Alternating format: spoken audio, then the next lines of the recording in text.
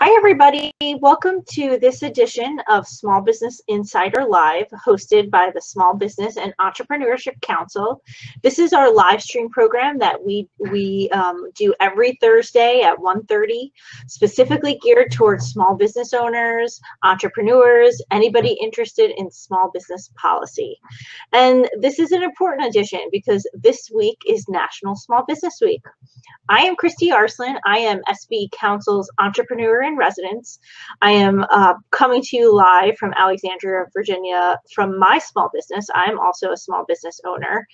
And we're going to be talking about one of my favorite topics today because it's so critically important for small business. We're going to be talking about access to capital. And as mentioned, since it's National Small Business Week, it's important, that we take this time to reflect on some of the great gains that small businesses make on the economy, but it's also a great time to discuss some of the challenges like access to capital and what we can do to create a better climate so that business owners can flourish and entrepreneurs or prospective entrepreneurs can start businesses.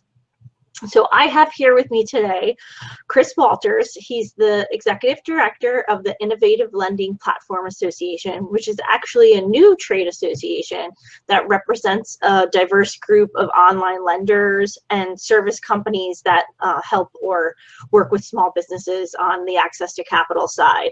And we're going to talk access to capital and online lending. Chris, thanks so much for joining us. Thanks, Christy. Happy Small Business Week to you. Thank you. So this is a hot topic to me because, in starting my own business, my husband and I have a gourmet popcorn company, and we worked through the SBA, through an SBA lender, to get access to SBA loan to start our business. And we knew the challenges we faced in going through the process of trying to find money to launch, our business stream. And it's just been access to capital has just been a long time issue. I hear it all the time with other business owners trying to access funding or credit to either start or particularly grow their business. It's just been challenging. And it's been even more challenging after we had the housing crisis and credit really became tamped down. And your organization represents the new wave of lending, online lenders and lending platforms like On Deck or Cabbage. So I'd love if you could share some more information with our viewers today about the Innovative Lending Platform Association, what spurred the creation of this organization, and what's your mission and goals? Great. Well, thanks for having me on again. And the Innovative Lending Platform Association, it's the leading trade association representing a diverse group of online lenders, small business lenders, as well as service companies that are in the online small business space. So the mission is pretty basic. We're promoting advocacy, education efforts, and best practices to small business stakeholders. And collectively, our members have made over $10 billion in loans to hundreds of thousands of small businesses across the country. So we're already, out there and making the loans. And I'll mention a couple of the members. It's On Deck, as you mentioned. They're from New York. Cabbage, you mentioned, they're from Atlanta, Georgia. There's also Can Capital, based in Georgia and New York. The Business Backer, which is based in Ohio, and Breakout Capital, they're based here in Virginia.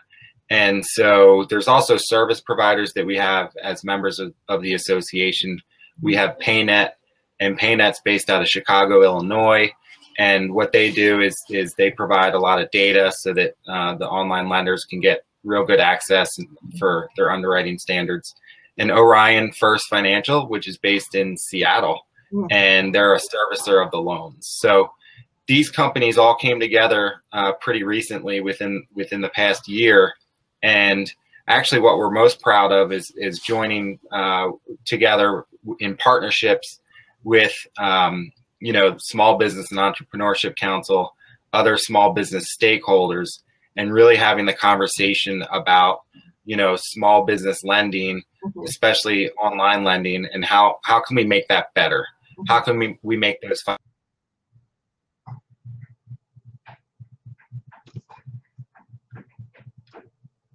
Entrepreneurship Council, as well as from other stakeholders that are members of our Small Business Advisory Committee. Mm-hmm. And that's correct. SB Council is a member of the ILPA's Small Business Advisory Council. Chris, we hear, again, as mentioned, a lot from business owners about roadblocks to lending, particularly when they're working with traditional lending institutions. So I would love to hear from you about like the perspective from the online lenders you work with on what they see as some of the barriers that are facing small business owners in accessing funding, and how they and ILPA are trying to address some of those barriers. Sure, you're exactly right. There's a credit gap right now, especially for small businesses, and this sector is a lot different from the lending markets in when you're going to borrow for a consumer loan like an auto or a home mortgage. There's and you mentioned it. The credit crisis affected all the lending markets, but in particular, it really had a lasting impact on the small business credit markets. But the online small business lending market, I think, we're filling part of that void of the credit gap over the past 7 years. As I mentioned, there's been tens of billions of dollars that online lenders have provided in loans to small businesses across the country. And so really what the Innovative Lending Platform Association, what we're doing and focused on is education and advocacy and best practices so that we can improve, the financial products that are out there for small business customers. And I'll just give a mention of one of the things that we started last year. It's called the Smart Box. And it's basically, as a small business lender is applying for a loan, it's a simple disclosure form that small businesses will see while they're applying. And the ILPA members, the Innovative Lending Platform Association members, they adopted this Smart Box last year.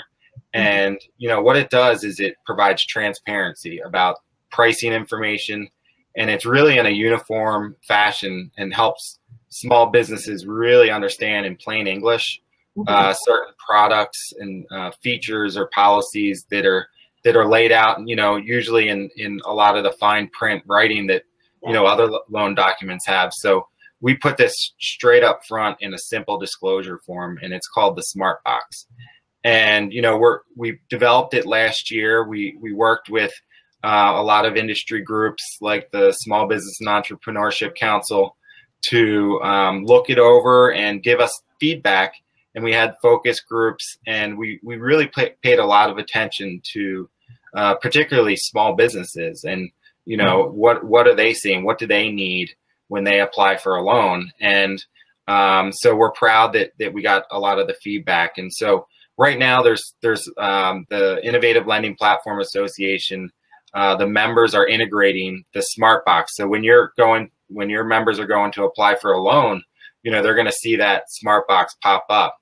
And so I'll just say, if you want to read a little bit more about it before you're applying for a loan, you can go to our website. It's www.innovativelending.org, and we have a section there on the Smart Box. And so it's a real nice simple disclosure. And certainly, if you have any questions, we're clearly, over the years, we're going to be trying to add different features to this as potentially loan products might change, or if other disclosures are needed. And we're real open to working with small business stakeholders so that we can really get the best products, as much transparency for small businesses, so that they can really just compare prices and get the information they need before applying for a loan.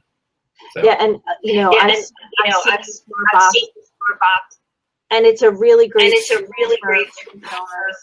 to be able to synthesize all the information in the myriad of paperwork you typically get in a loan, to see the information you really need to see to compare options.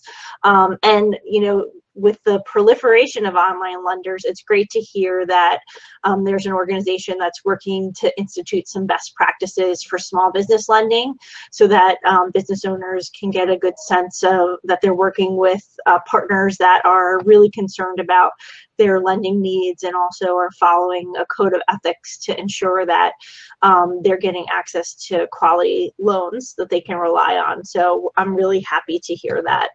But I definitely recommend anyone to check out these companies that use the Smart Box, because one of the most precious resources of any small business owner is time. And so to be able to have that quick box tool that gives you everything you need when comparing loans is very helpful. So again, great work on taking the leap ahead on that feature. I want to get into a little bit about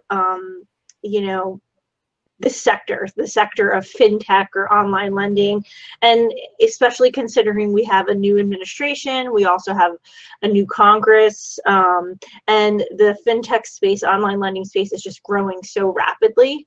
And so what do you see, or what does ILPA see as some of the challenges moving forward with your sector? Yeah, and I think you mentioned it. We're relatively new. It's a new industry compared to the history of the financial services industry. So the way that the laws and rules were written, they didn't envision that online lending would be a bigger part of small businesses getting access to capital. So I think that would be the number one challenge, is just the rules and regulations need to be updated or modernized for the innovations and the differences between online and going to a bank. So we're working on that challenge. I think as I mentioned, our mission is really about advocacy and education. So I mean, we're not only spending time with businesses and small businesses and groups like yours, but we're meeting with Congress, we're meeting with the states and the Trump administration to really about the differences between online small businesses and online small business lending, and how to modernize these regulations and rules. Because I think if Congress starts to look at the differences and make the changes, and the states start paying attention, then that's going to really help us fill that access to capital gap, because we're growing. And 10 years ago we didn't exist, or 15 years ago we didn't exist. Now we're putting out several billions of dollars a year, so we can do a lot more if these rules are updated, I think. So that would be the biggest challenge, but it can be overcome. Mm-hmm. I think we're that's why forming the association is so important, and getting like-minded businesses together, so that you can organize in powers and numbers, just like a lot of associations in America. You have to join together and fight for your common cause, and I think we're excited about the future. Mm-hmm. And what do you think are some of the benefits to the small business community with online lending compared to traditional lending institutions? Yeah, I think it's definitely efficiency and innovation. So, one of the big things now is you can apply for a loan on your handheld device. Mm. And that's something over the past couple of years that more and more small business consumers are doing.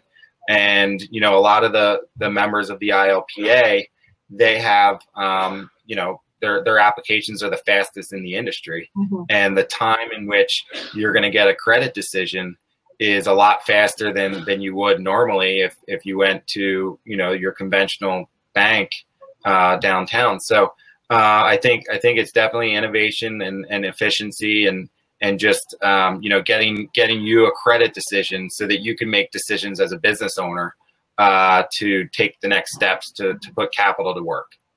And in my experience, we've had the benefit of using both a traditional lending institution and an online lender.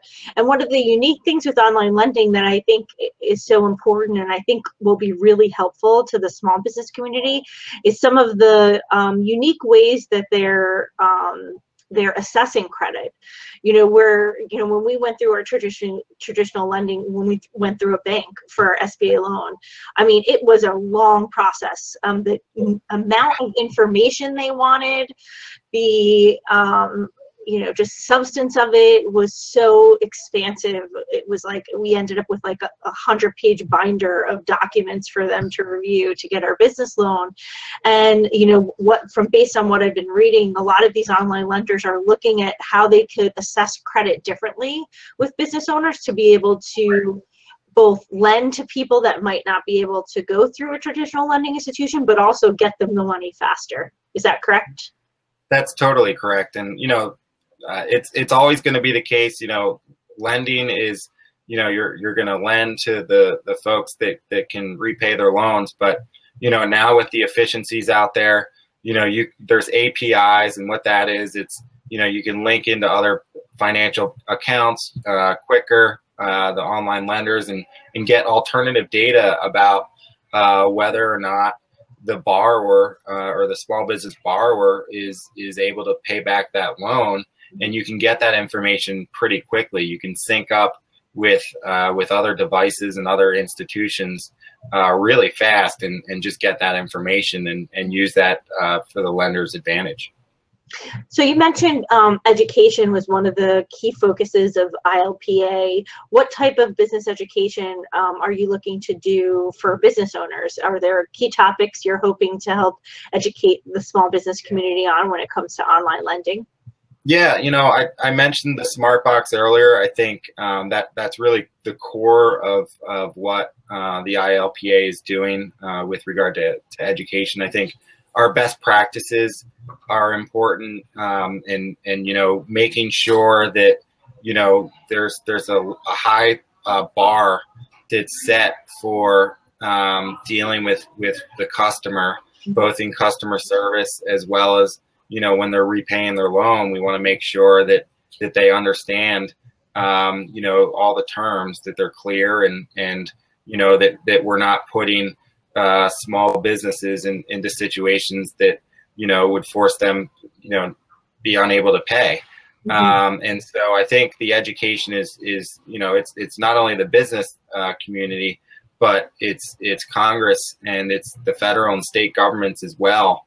And we think that it's clearly, because it's a new industry, that we're spending a lot of time on the education component. Now, SB Council has a long history of public policy efforts. So we are, when it comes to trying to help create a economic climate where small businesses can thrive, we do our best to advocate for different bills and legislation, or help educate people on policy. So anything on your radar in terms of the regulatory climate or policy right now that you think it's important that small business knows about when it comes to online lending? Are you looking for business stories about those who used online lending and their experiences? How can the SB Council Network help you in terms of your efforts with educating on online lending? Right, and I appreciate that question. It's really fundamental to our public policy efforts. The number one thing, and we always would love user experiences to help us tell the story at the state or federal government. The biggest policy issue for us is making sure that policymakers understand the difference, the important distinction between a commercial loan versus a consumer loan. And what I mean by that is, if you're taking out a small business or commercial loan, you're using it to purchase capital investments, to purchase equipment, to add new inventory, or to pay.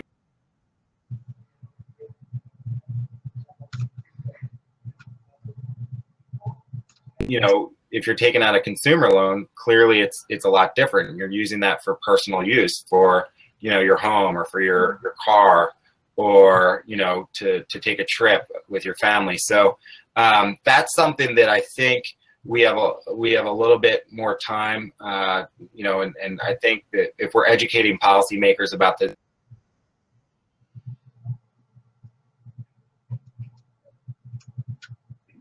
writing more articulate regulations, or, you know, not paint a brush of all loans are the same.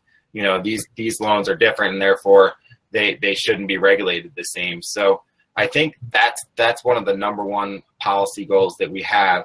And so, you know, we're working on that. Another one is innovation. You know, we have innovative products, and we want the federal and state rules and laws to really respect and to help these fintech companies innovate.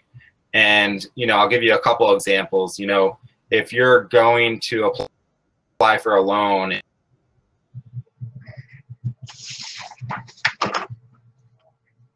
that you're the borrower. So if there's a way for you to you know, take a snapshot of your driver's license, well, some states don't allow that. So we just want to make sure these are the types of innovations out there that I think would really make this industry flourish a little bit more. And having, you know, people take their driver's license, a picture on their handheld device in every state, I think that would clearly help. So those are a couple of the bigger ones. So Chris, as we wrap up, if you could share with everybody again the website for the new association, so if they want more information. Great. Yep. It's pretty easy. It's www.innovativelending.org. Well, thank you so much for taking the time to talk to us today. I think this is going to be a growing issue of growing importance. You know, from a business perspective, I think that, you know, online lending is filling a critical need for entrepreneurs out there that are seeking access to capital, and also access to credit to both start and manage and also grow their business. And the innovations are really helping them fill that need in a timely way. So we're excited to see what's on the forefront of this industry, or this sector, and what they're doing to help small businesses. So we'll look forward to having you back to talk about where things are later in the year. And for everybody out there, thank you so much for joining us again. This Small Business Insider Live is hosted by the Small Business and Entrepreneurship Council. Please visit us at sbecouncil.org. You can sign up for our e-news to stay up to date with policy issues that are going to affect your business, or important information, tools, and tips for your business. Also follow us on Facebook and Twitter at SBE Council to stay up to date, and also consider joining. If you want to help an organization like ours and become a member to help create a economic climate that supports entrepreneurship, we'd love to have you as part of this. Again, you can find us at sbecouncil.org. And thanks again to Chris Walters from the Innovative Lending Platform Association. Thank you. Again. Bye. Bye.